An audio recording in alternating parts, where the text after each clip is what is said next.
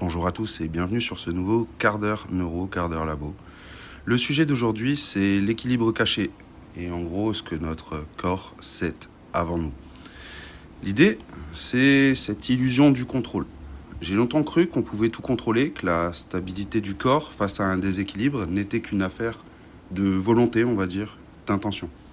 Et qu'en contractant les bons muscles, en adoptant la bonne posture, on pouvait tout simplement influencer nos réflexes, orienter nos ajustements ou encore moduler notre équilibre à la demande. J'avoue que c'était rassurant de le croire et on mettait des situations dans ce sens sur le terrain. Simplement, est-ce qu'on a eu réellement de bons résultats par rapport à ça ?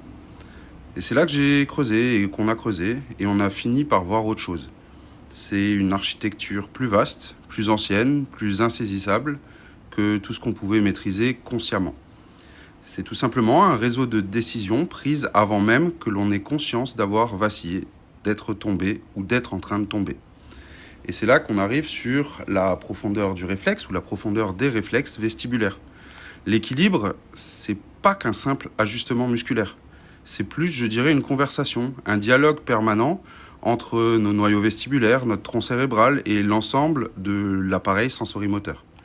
Et c'est un échange d'informations où tout simplement notre conscience n'a qu'un rôle secondaire.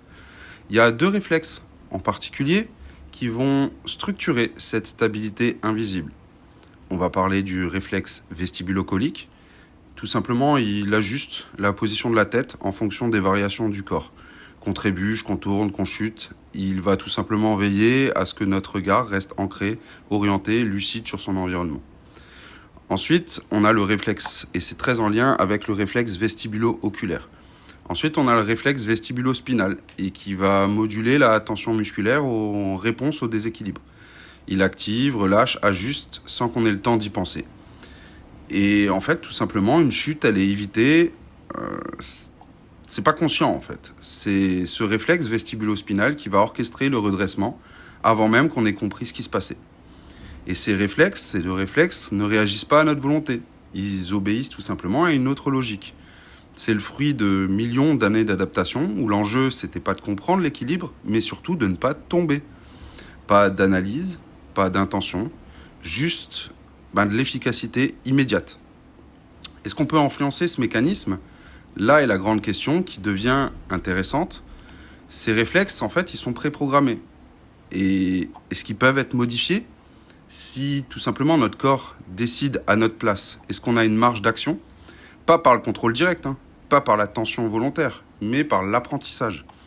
On ne peut pas commander un réflexe, mais on peut l'entraîner, l'affiner, le perfectionner.